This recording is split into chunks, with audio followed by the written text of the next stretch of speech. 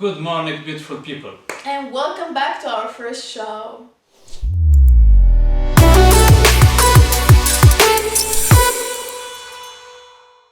So, today's episode will be very interesting. We have new things. So, we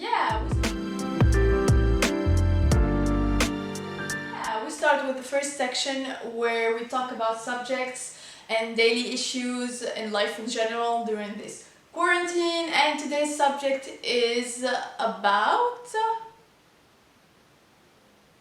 the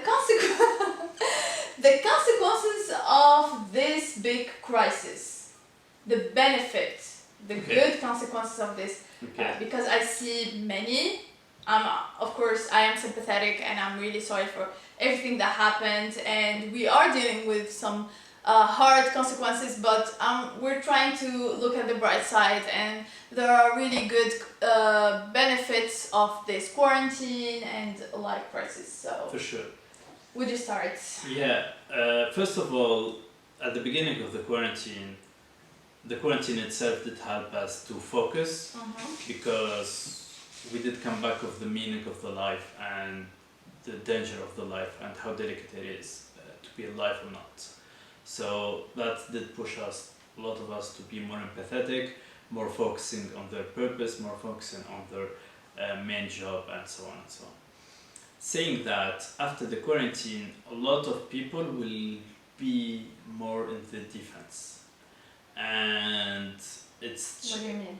So, for the companies who did have this crisis, they were in this crisis, when they come back, a lot of their project will be stopped. They will be scared of innovating. They will be scared of doing new things. Not a lot of entrepreneurs will create their company because they will be skeptical and afraid, and they will be is like any others. For example, at 2008. But at the same time, for the people who hang out and try to innovate and try to work, it's the most interesting opportunity they will have, because it's the moment like this where a lot of people are afraid or are in the defense, where you go all offense and you can win. And there is example, and this is good with the economic and the history of economic, is we have a lot of example that company who were built in the crisis, or the company who did not stop after the crisis, is the company who did succeed afterwards. So if you go all offense, at the same time strategically, not spending all your money, but go on offense, trying to reach more, to collaborate, to grow, to network, and so on and so on. It's the place where you'll be successful for sure. Okay, speaking of benefits, I see many other benefits as well. Like you said, if you survive the crisis and you know exactly how to rebound after, then you will absolutely succeed. But on a personal level as well, I see many other benefits, like for example, we didn't have the time to do, we are doing currently the things that we didn't have the time to do it before. Sure. Like connecting with people, like simple activities, physical activities, learning something new, focusing on things that you couldn't focus on before. Like for example, for us, now we launched our company just before the quarantine, so the perfect timing, you see. And obviously we got a hit, like we will really hit hard, like any small or new launching company.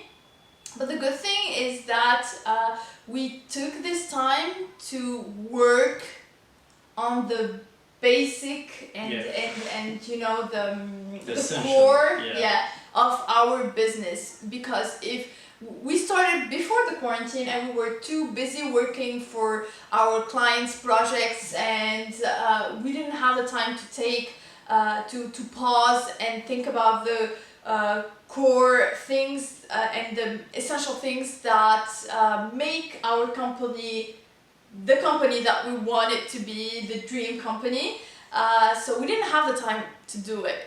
Well, we were hit by this quarantine and sort of obliged to take a time out for a while, and this time out gave us the opportunity to work on the things that are essential for our values and our story, our company, our community, that we didn't have the time to work for before. For sure. So now maybe we can focus on it, and it will be easier once the activity will be back to normal to keep it up, let's say. Yeah, so that's the way I see it. Yeah, the same goes. Go back to the basic, focus, and put all your ships together and try to face it and try to work on the things that you couldn't, or you think you cannot work on, or you wouldn't if it have. is essential, otherwise yeah, absolutely. Even if it's a hobby or a passion of yours, absolutely. So yeah.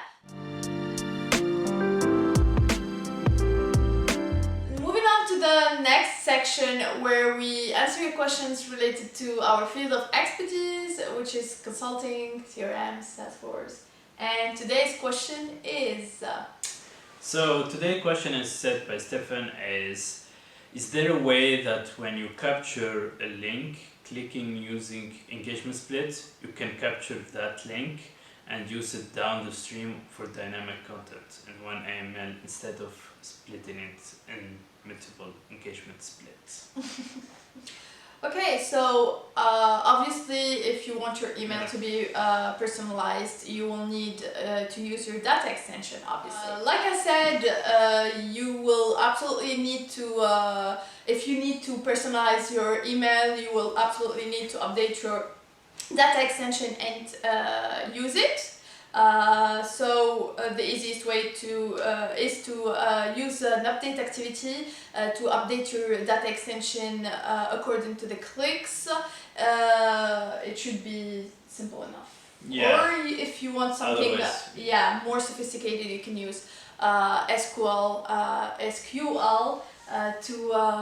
to query the clicks and the name of the links that you, for example, if you have like 3 or 4 buttons and different links, so you can know who clicked on which link, you can use SQL to query the links that were clicked on and update your data extension accordingly. Yeah, for sure. So this is a way, it's very essential for me to talk about this, is when you create your content, and we are in this logic to create content so you will be known in the web, in the numerical world. To do so, you need to, the moment you send the content, you need to separate either your subscriber or your target from their level of engagement. Meaning that not because they are all my niche that they will be engaging in different ways and different levels, because some people who are not ready yet will see it and move on, for some people who will not even see it, some people who will see it and comment, or some people who will go further. So you need to take that level of engagement and based on that create this other step of content. That's why I don't believe a lot on newsletters which they are very vague. They do a newsletter and they don't care. For me, if you want at least create a newsletter, you need to also take back the information that your subscriber give you, and based on that either create different level of newsletter, some of once a month, some of once a week, and also update the content. Some people who like some type of content more than others. It's not because you do a newsletter that you give them all of them the same newsletter. Absolutely. So engagement level is one of the things that you need to filter and personalize and customize as much as you can. Because this is an information that your client give you, and it's up to you to take advantage of it. Absolutely. Thank you for your question, Stefan. And don't hesitate to comment below what you think about this subject. You guys can send us your questions via Instagram, LinkedIn, and our email. For sure. Moving on to the third section and last one of this week, where we read a quote of the day to be inspired and inspire you guys with us. And today's quote is, "I do not read advertisements, I would spend all of my time wanting things," said by Franz Kafka. Yeah, absolutely true, because if you just, there's a point of advertisement and it's working so well, but it's just a powerful thing because it makes people buy things and like things, like and wanting things. Want things that sometimes or most of the time they don't even need it. Actually, it creates subconsciously that need, that feeling of needing something that you. For example, this Oh is my one of the things God. that a person don't need, but at the same time we have it. You always need Batman or Batman signs or Batman things. Obviously you need them. But advertisement is really powerful and it works on different levels of awareness, of subconscious, and it's really important to control what you watch and what you are absorbing so that you wouldn't act on it without thinking, I would say. Yeah, and from my point, advertising after a while will change because I think the part which is missing, it's bringing value. So we create desire in the mind of our customer. It's good because this is how we do the sales and this is how we sell. But at the same time, we need also to advertise on bringing value. And not advertise on what our product is cool and our product is perfect, our product will change your life, but we need also to advertise that how we can solve your problem, how we can solve your problem in our perspective. Otherwise it's selling, and otherwise people see sorry for the word, it's the bullshit of the things. Well, there are just a few number of brands that actually try to bring value while sending their products, and sometimes their whole campaign is not at all about the product, which I really respect and cherish in these brands. It can be like selling, it can be selling watches, but just not talking about their watches. They're actually talking about kindness or interaction or human things, and I really love, and I think we should have more and more of that and go even deeper. So, yeah. For sure. Absolutely. So that was a nice end to our episode and our week. So have a nice weekend, but at the same time, if you have any question or you want to talk to us, don't hesitate to ask us. Thank you a lot of you people who are sharing your story with us or sharing your question with us.